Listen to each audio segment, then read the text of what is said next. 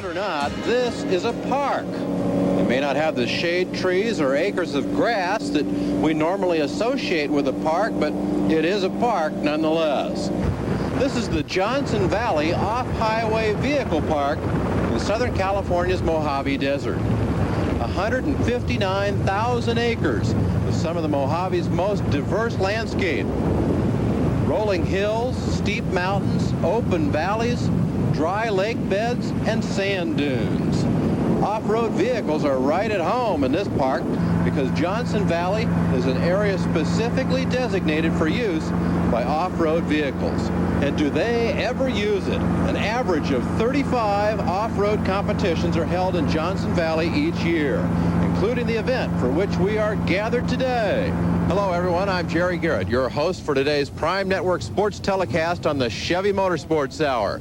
We're at the American Racing Custom Wheels 250 in Lucerne Valley, California. We're waiting for dawn right now on the start of today's race. We're going to have quite an event, a lot of vehicles out here, many classes competing, but the favorites should be the full-size pickups.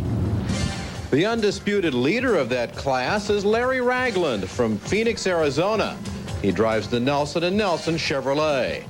His main competition today is Steve Kelly out of Irvine, California. Steve's driving the Westham Racing GMC Sierra.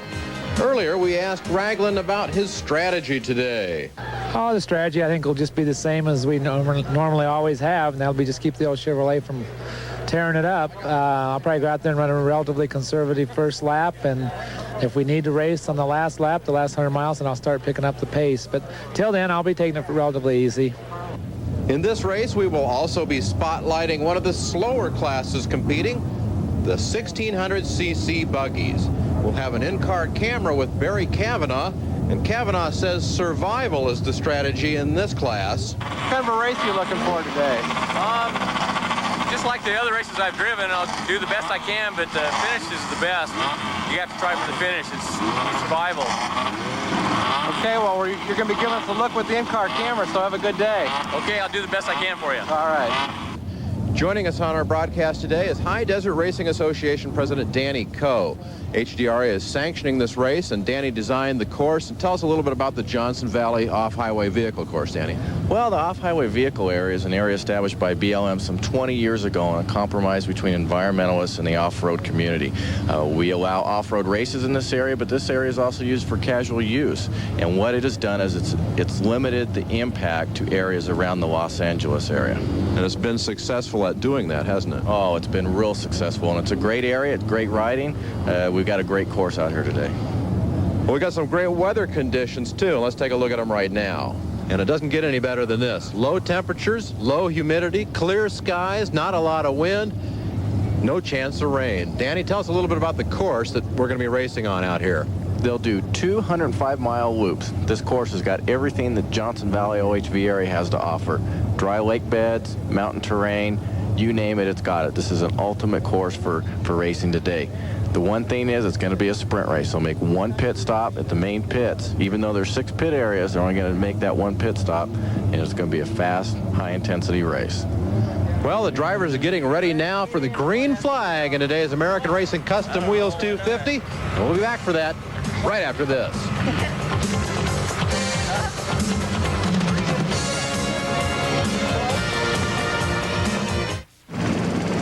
Jerry Garrett and Danny Coe back with you at the American Racing Custom Wheel 250 in Lucerne Valley, California. We're taking a look at the start line down there.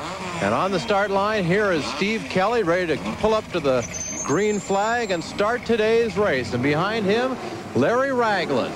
They will be going out nose to tail in this one-at-a-time starting order. Now, Danny, tell us a little bit about how these vehicles will be starting today's race.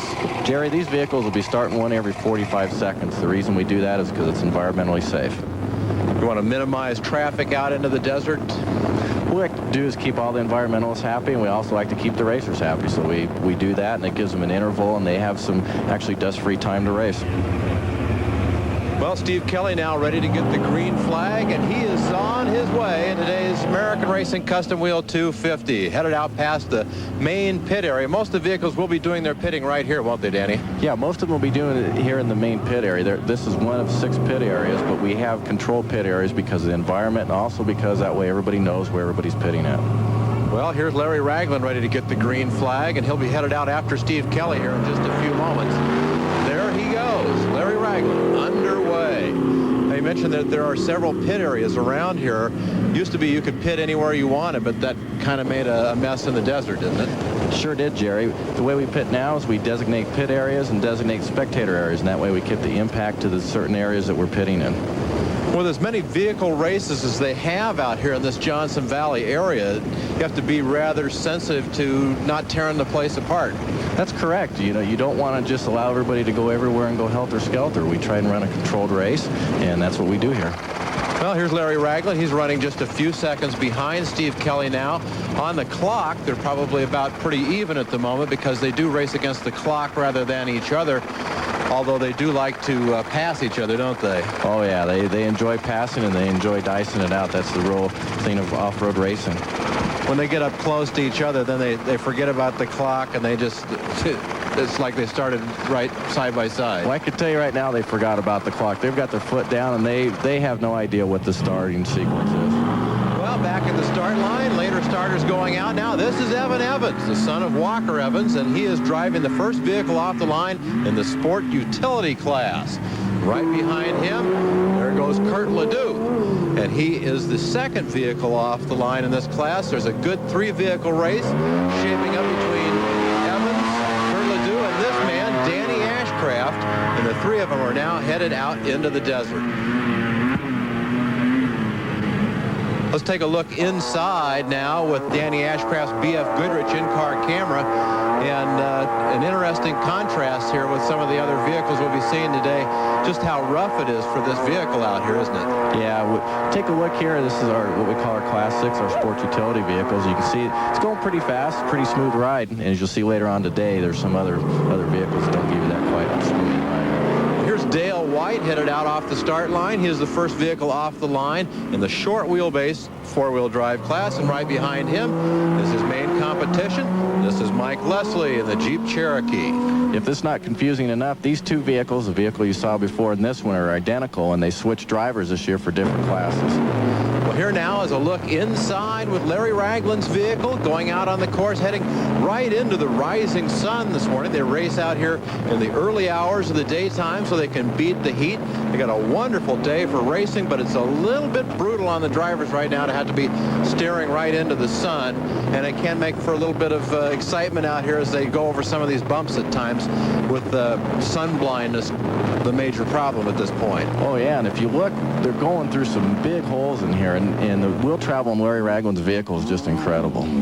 Back at the start line, more vehicles going off. These are the slower classes. This is the 1-2-1600 class, and that is Brian Parkhouse, the first vehicle off the line today. Yeah, Jerry, these are one of our competitive classes, boy. These guys will run within seconds of each other. They'll be 15 or 20 at the finish line, just real close. Brad Inch gets the green flag, headed out behind Brian Parkhouse, and here is Barry Cavanaugh. Met a little bit earlier today. Barry is racing with our in-car camera, and we can take a look as Barry goes off the start line at just how different it is between his vehicle and Danny Ashcraft's and Larry Ragland's. It's quite a ride. Yeah, Jerry, if you look here, the one thing to look at is the steering wheel straight, but look at his head, boy. He's really getting a beating through this area. This area, the last 2 guys, Danny Ashcraft and Larry Ragland, went through here at about 90 miles an hour, and Barry Cavanaugh here is going through at about 35, 40 miles an hour, and he's fighting it all the way. He has about 12 inches of wheel travel. Larry Ragland has about 29, 30 inches of wheel travel. That's the difference, and the difference is money here. Now, Barry's feeling every bump, but hey, he's having a great time. I tell you what, these guys have a real good time, and it's real competitive in this class. Like I said, they come to the finish line. If we start them 45 seconds apart, usually 45 seconds apart, and it's usually a race over to the timing man to see who won the race. I'll tell you, the guy who gets the winner's trophy in this class knows he's accomplished something. Here now, up among the leaders, this is Steve Kelly, still out in front of Larry Ragland, and it sounds like that big GMC Sierra is running perfectly at the moment. but close behind. He's closed up some time now. This is Larry Ragland. We'll have some more close racing right after this. For 65 grand, this Corvette ZR1 comes with anti-lock brakes, a 3-year, 36,000-mile bumper-to-bumper warranty, and a roadside assistance program. For under 9 grand, this Cavalier VL also comes with anti-lock brakes, the warranty, the roadside assistance program, and, unlike the Vet, has this handy cup holder.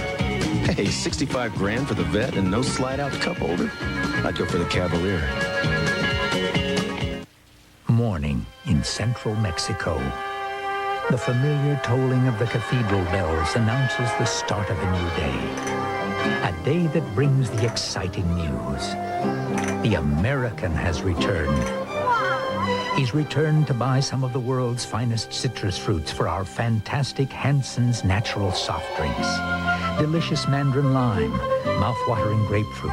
It's Hanson's, the taste worth searching for.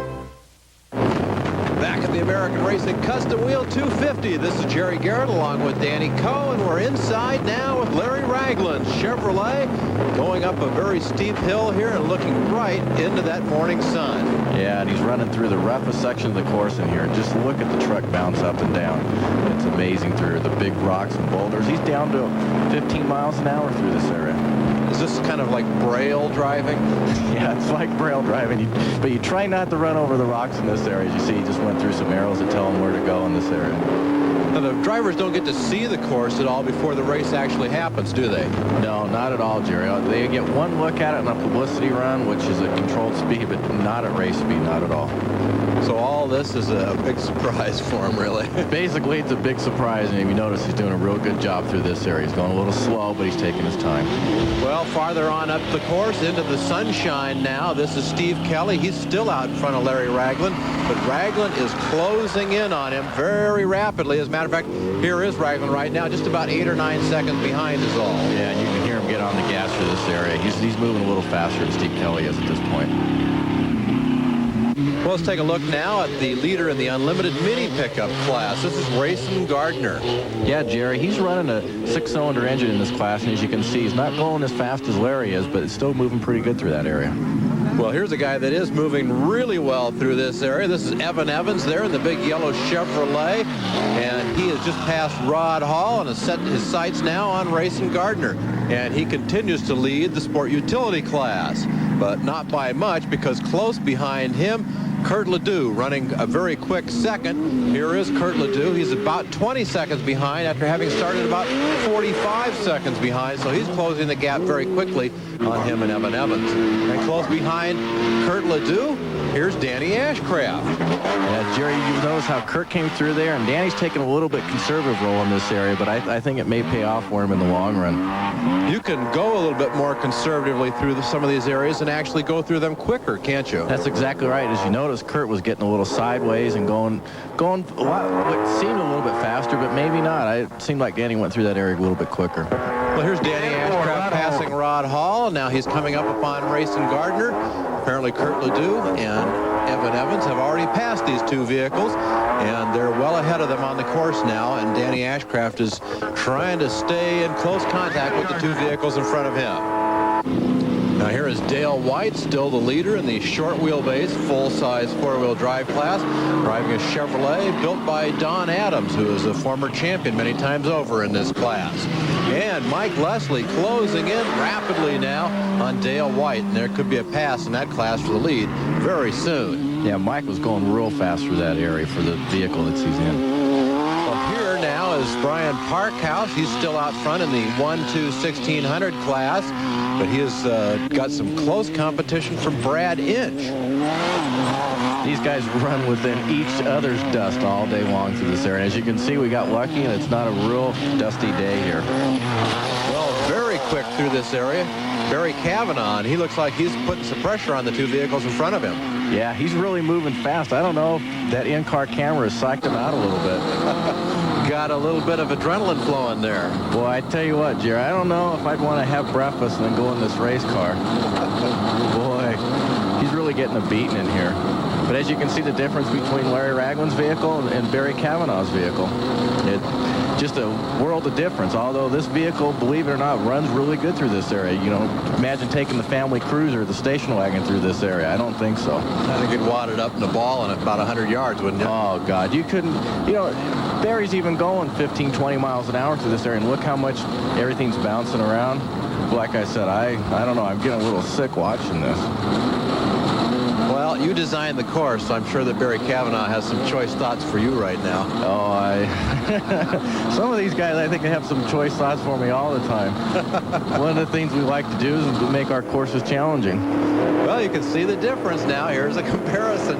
Larry Ragland driving what seems to be a Cadillac compared to that 1.2/1600 car. Yeah, and he's caught up to Steve Kelly, boy, and he's moving right along. Hopefully Steve will move over. Yeah, good job, Steve. That's the code of the road. Move over if you're going to get past. If you don't get out of the way, I guess that's grounds for getting thumped out of the way. Yeah, and we've had a problem with that, too. A lot of guys don't get out of the way, and then they get hit, and they complain about it. Well, you got to have your eyes on the road ahead as well as in the rearview mirror. Yeah, if you'll notice here from this great helicopter shot, Jerry, you'll see a flashing yellow light. It's actually not flashing, but you can see it every now and then. And when it's dusty, that light penetrates through the dust so that when you come up on somebody, you can see it, as you can see it in there. Obviously, today we don't need what we call our rear collision lights because it's not dusty at all. We had a great day for racing. Well, we're getting a good idea here of the margin now between Larry Ragland and Steve Kelly. Steve Kelly doing a good job of powering through here in an older truck. This is a couple years older model than the model that Larry Ragland's driving, and Ragland has the advantage of some newer technology. Oh, yeah. Steve's still doing a great job through this area. Larry's putting on some time on it, but not a lot. You know, Steve's within striking distance. Larry has a problem. He takes him back over and back into first place. Well, we've had a lead change now in the full-size pickup class. Can Larry Ragland hold on? We'll see right after this. Back at the American Racing Custom Wheels 250, this is Jerry Garrett along with Danny Coe, and we're watching the leader of the Sport Utility class, Evan Evans. Close behind Evan Evans, though, here is Kurt Ledoux, and he is passing Wayne Lee, who's running in the Unlimited Mini Pickup class. Now there is no one between Kurt Ledoux and Evan Evans. A good close battle here in the Sport Utility class today, and Danny Ashcraft is making it a 3-vehicle race. Here comes Danny Ashcraft, and he has his Ford Explorer running strong. This is a good tight race in our Class 6 Sport Utility Vehicle class. That was a class that looked like it might die out a few years ago. Oh, yeah, and all the manufacturers decided to come in real strong and heavy with their sport utility vehicles, and it's been good marketing for them. Yeah, well, that's what they're selling in Detroit these days, is sport utility vehicles. Here's another look at Rayson Gardner going by, and he's having a race with Wayne Lee, who is out in front of him in this class at the moment. Now here is Mike Leslie. He's gotten past Dale White. Dale was going a little bit slower, but also had some mechanical troubles, and he's sidelined at the moment. So Mike Leslie running alone out in front in the full-size short wheelbase four-wheel drive class. Here's Brian Parkhouse now going past, and right behind him, Brad Inch, very, very close in the 1.2/1600 class. And now here comes Barry Cavanaugh. So it's a 3-vehicle race. These guys are running super close, and like we said before, these guys will do this all day long. They'll run with each other's dust, even though we don't have dust here, but they're that close. Well, here is Scott Webster up on 2 wheels as he goes through here, and it looks like he lost something off that vehicle, a fan belt perhaps. Well, let's take a look now at the replay of that. What is it that's coming off that engine? Looks like it's a fan belt, and even though that's an air-cooled engine, he won't go very far without that fan belt.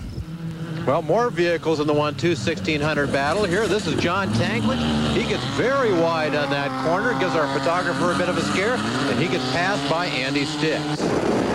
Now here's our sport utility class vehicle leader. This is Evan Evans.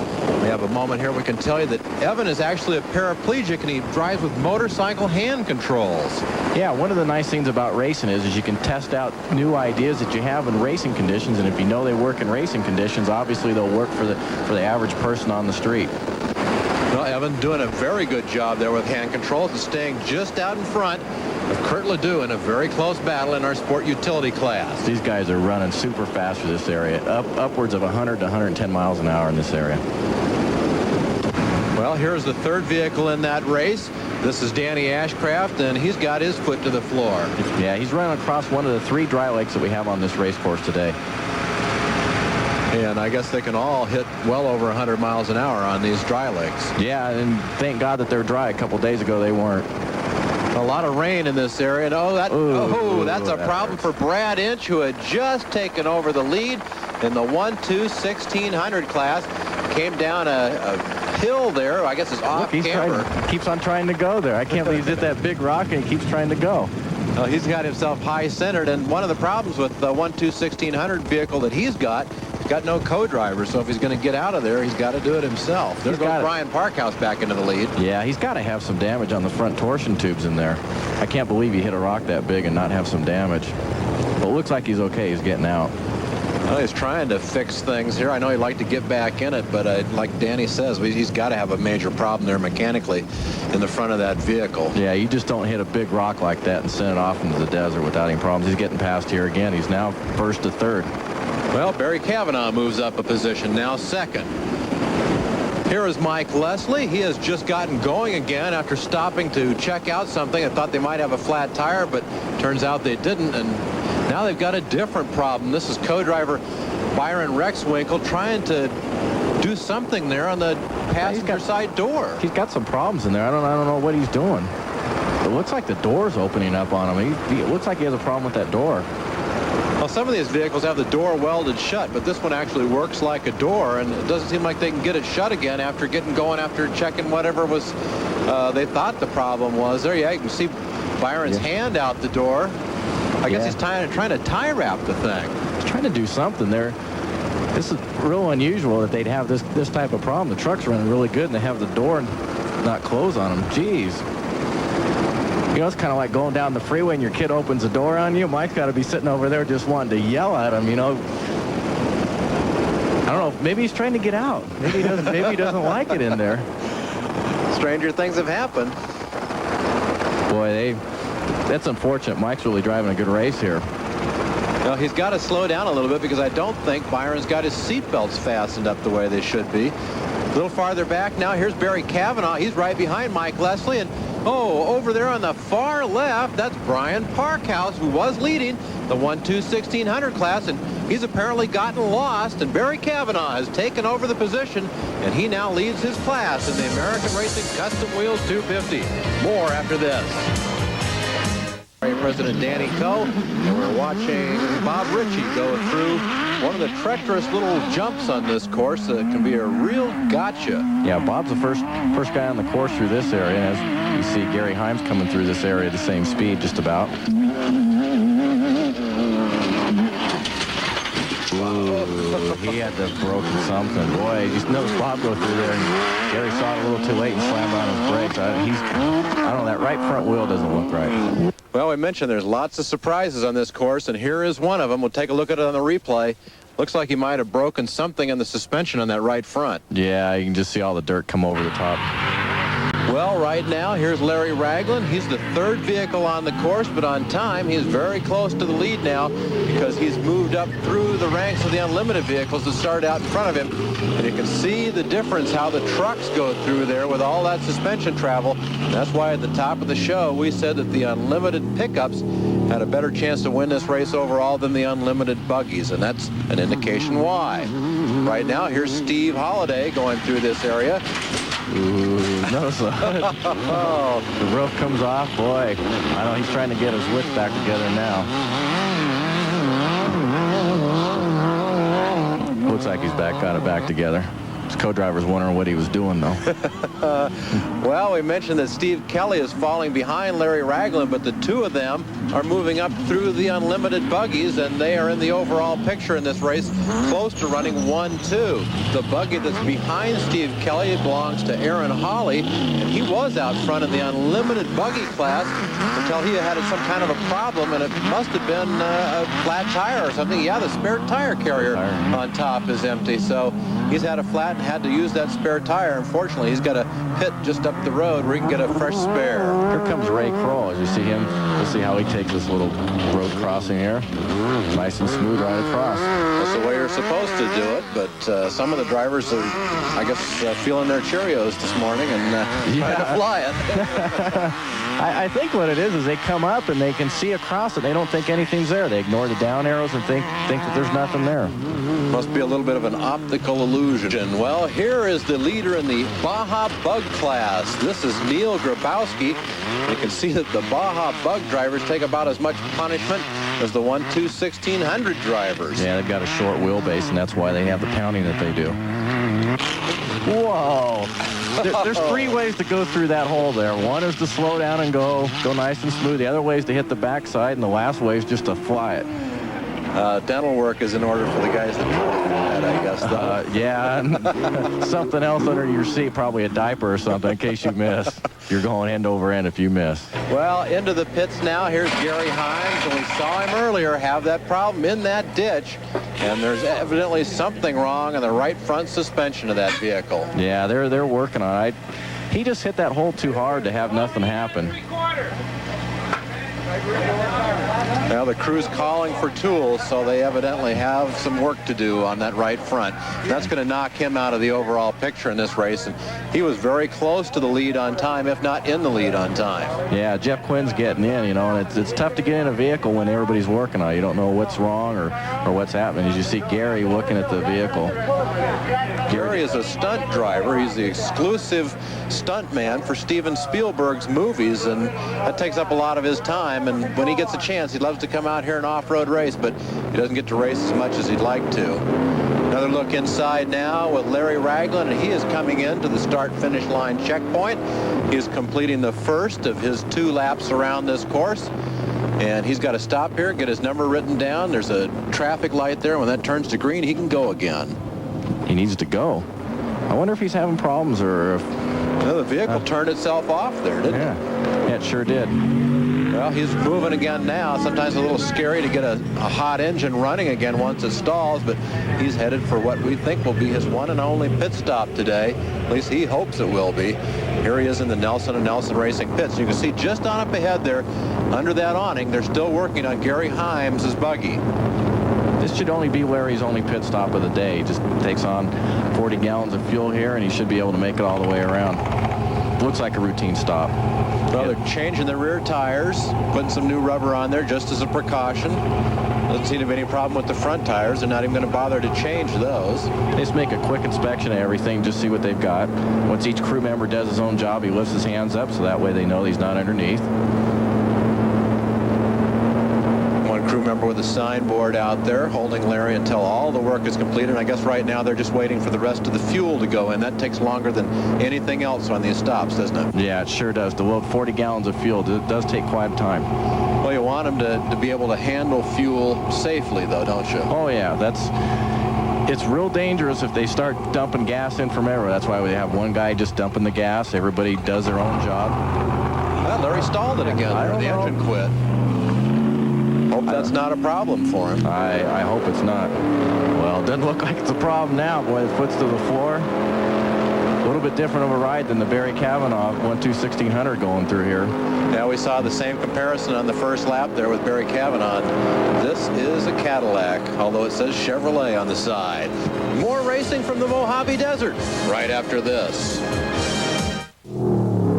Jerry Garrett and Danny Coe back with you at the American Racing Custom Wheels 250. And this is Danny Ashcraft, who is now leading the Sport Utility class. Kurt Ledoux and Evan Evans, who were out in front of him earlier, have fallen by the wayside. And the conservative approach that Danny Ashcraft decided to take that we mentioned earlier is starting to pay off for him.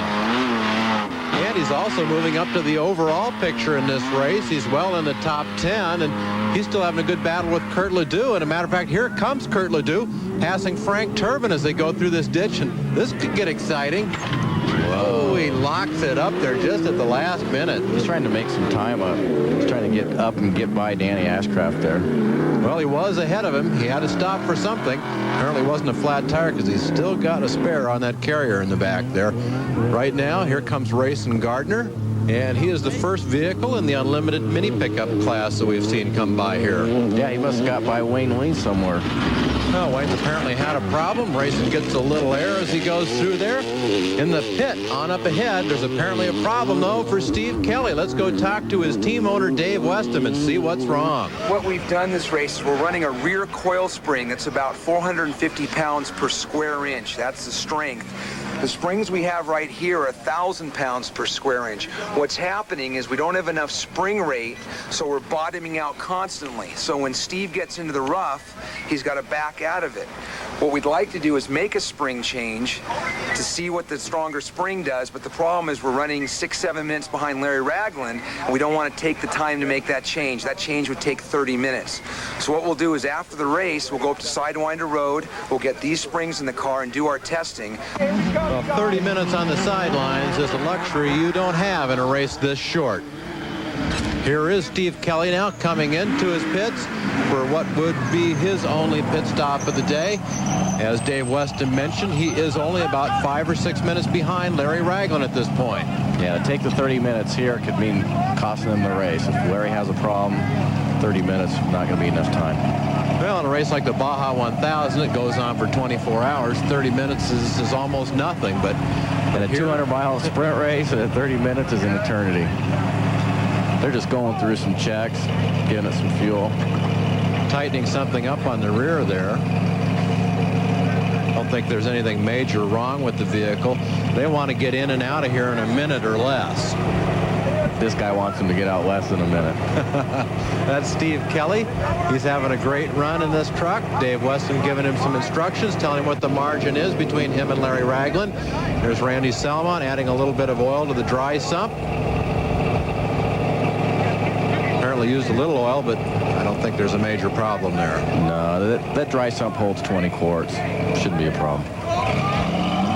And Steve Kelly back underway with a fairly decent pit stop. Still close behind Larry Ragland. And look who now is up into the overall picture, into the top 5. This is Danny Ashcraft, and that Ford Explorer is really moving. God, he is moving through this area. Well, so is he. That's Kurt Ledoux. That's why he's moving through that area. Well, you can see Kurt coming up in his mirror. The car was just leaving. Well, this is Barry Kavanaugh's pits, and his team is trying to communicate with him now. Something is loose. Just something to drink. She's got it all. Okay, something That's to one drink. of the things, Jerry. Okay. A lot of water in a desert race. You can get dehydrated real quick. Well, here comes Barry Cavanaugh. He's running very well. As we mentioned earlier, he is now leading the 1-2-1600 class for these limited engine buggies, and he's coming into the pits for what should be his only pit stop of the day, or what he hopes is his only pit stop of the day. Just checking the lug nuts there. Those tend to loosen up when you bounce around a couple 100,000 times per lap. Yeah, you don't want your right front tire coming off when you're bouncing around. It's not fun. Everything seems to be fairly routine here. They're adding a dump can of fuel. We mentioned that Larry Ragland took on 40 gallons. Should take on 20 gallons for Barry here. The 1600 engine doesn't use much gas. Obviously, it doesn't go as fast either, but they get pretty good gas mileage. Looks like everything's all right. They're just checking the lug nuts. Doesn't seem to be any major problems.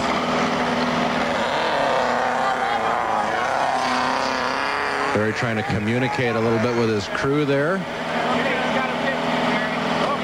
Okay, they're telling him they're all done, and there goes Barry Cavanaugh, still with the lead in his class. Well, here's a look now at the top 10 overall in the American Custom Wheels 250 after the first lap. We'll be back for more right after this.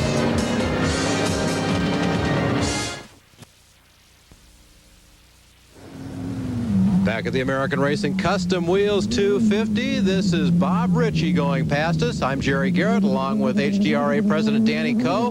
And right now, Bob Ritchie is the #1 vehicle on this course. Yeah, he's got a Porsche-powered vehicle. It's sounding really good. Well, I don't know how long he's going to manage to stay out in front, though, because here is Larry Ragland in that big Chevrolet, and he has really been turning out some powerful times here. Larry's just run an absolute perfect day. Well, that's not uncommon for the Nelson and Nelson Chevrolet. They have a phenomenal finishing record, especially since Larry Ragland got in this truck last year. Just look at the vehicle work through this area. He's running between 30 and 70 miles an hour. Just running right through the holes. Up in the air, it's like a roller coaster ride without the rails. I don't think there's any vehicle out here that can do what this vehicle is doing. or wants to do what he's doing after seeing that last shot. Boy, running really good through there. Just 10, 12 feet of air.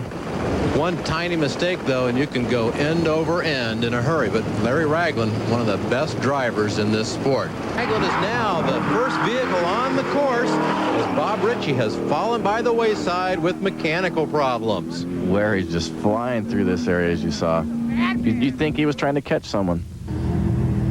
Well, here's the guy that's trying to catch him. This is Steve Kelly. Kelly doing a pretty doggone good job with a truck that's a few years older than Larry Ragland's truck. It's not too bad. He hasn't had a lot of wheel time behind this vehicle, but he's doing a great job. Well, Steve has a lot of respect in this sport as one of the best drivers out here, and he's back in the full-size two-wheel drive pickup class after several years of driving a four-wheel drive with a lot of success there, too. Here now is Larry Ragland coming into one of the checkpoints around the course. And Danny, explain the checkpoint procedures here. Each vehicle, as it comes into the checkpoint, is logged in, and then that vehicle number is then transferred back to the start-finish line. Then we have a roving log of where all the vehicles are at all times on the racetrack. Well, now here into the overall picture is Danny Ashcraft having a good drive today in the sport utility class. Evan Evans, the early leader, is on the sidelines. Danny out in front of Kurt Ledoux, but it's a very close race still. And here comes Kurt, and he is on the gas trying to make up some time. He's spectacular. Yeah, he sure is. He's driving a great race, actually. He just lost a little bit of time. Well, he could make it up quick driving the way he's doing right now. All those vehicles up in the top 5 overall. Here's a vehicle that's knocking on the door of the top 5 overall. This is the Baja Bug of Lisa Dickerson and Scott Cameron. Right now, we want to show you an incident that happened a little earlier in the race. This has momentarily cost us the services of my broadcast partner, Danny Coe, the HDRA president, who was called aside to rule on whether this was an infraction or not. This is Larry Ragland attempting to pass Tom Burns. And as you can see, Larry follows Tom for quite a while here, and Tom doesn't get out of his way. We mentioned earlier in the show that the code of the road is to move over if you're going to get passed. If you don't move over, you could get tapped. And that's exactly what happened to Tom Burns. Tom said he received some damage that knocked him out of the race, and he wasn't too happy about it. But Danny Coe ruled this was a clean pass. We're getting down to the end of the American Racing Custom Wheel 250. We'll have more after this.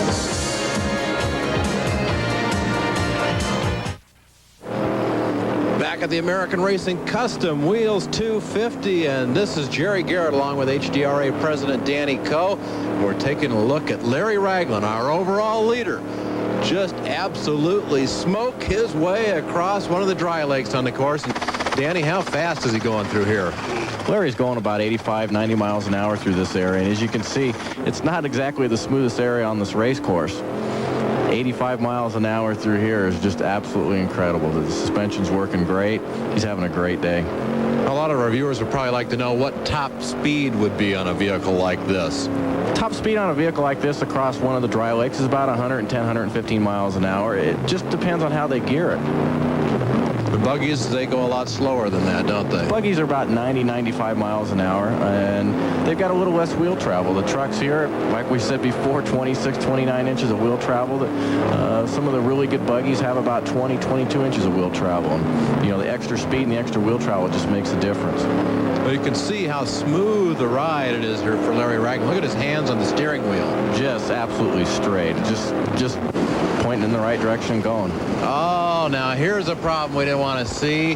This is Steve Kelly, and he's broken down. And he's off the side of the road, and there goes our great battle for the overall lead, I'm afraid. Well, let's see what the problem is. Looks like a ring and pinion. Oil coming out of that differential case. Let's talk to Steve Kelly and see what's the problem.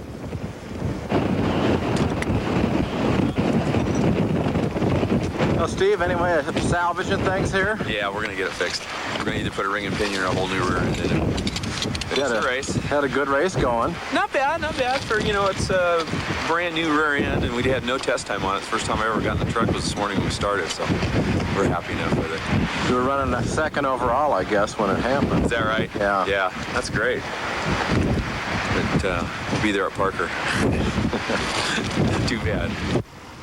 Well, that is too bad, but Larry Ragland doesn't mind. He's got a free, clear sailing run now to the finish line of this race. He's coming up on the last checkpoint out here, and he will be nonstop from this point on all the way to the finish line. He's got to be excited. His crew now knows that he went through the last checkpoint. It's been a great day.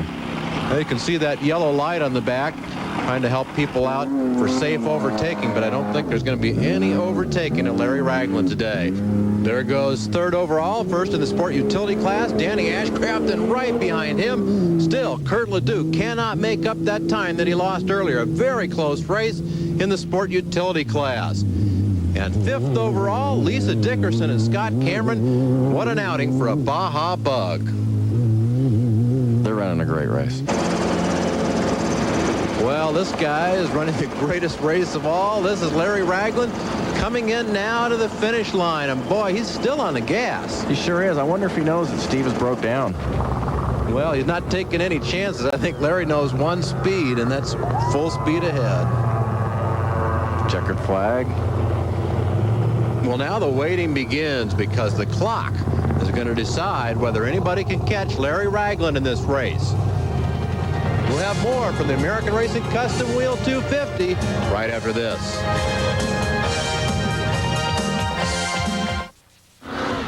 Well, Larry Ragland is the winner of the American Racing Custom Wheel 250. He has defeated his closest pursuer, Aaron Hawley, on the clock. Well, let's ask Larry why he flies so high. There's not as many rocks up there. You don't hit near as many if you're up there. Any problems in it at all? Absolutely none. I mean, it was just a perfect race. I don't know. I don't think we had, there's nothing. It just went around and around. Never missed a beat, no flats or anything. Really nice day to race. It was cool out, no dust.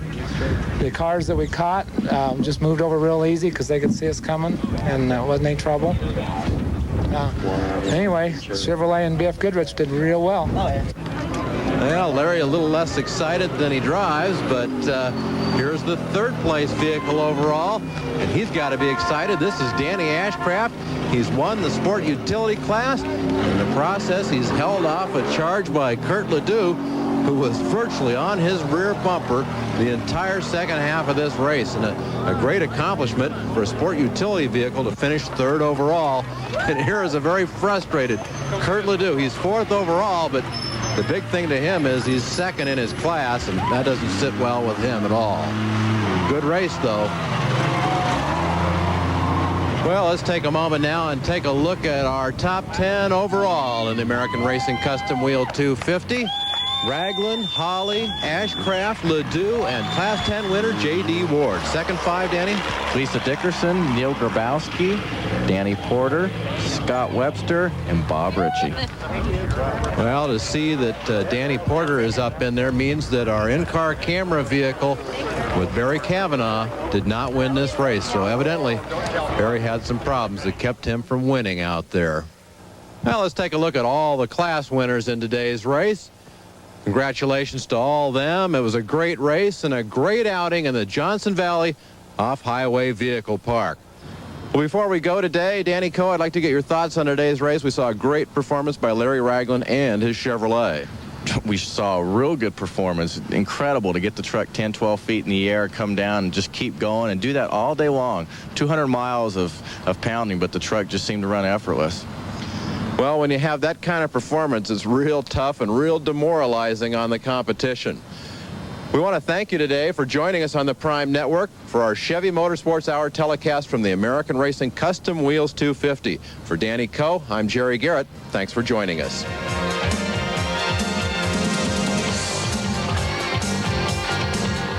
This Prime Network Sports exclusive has been brought to you by Chevrolet, the heartbeat of America. And by BF Goodrich.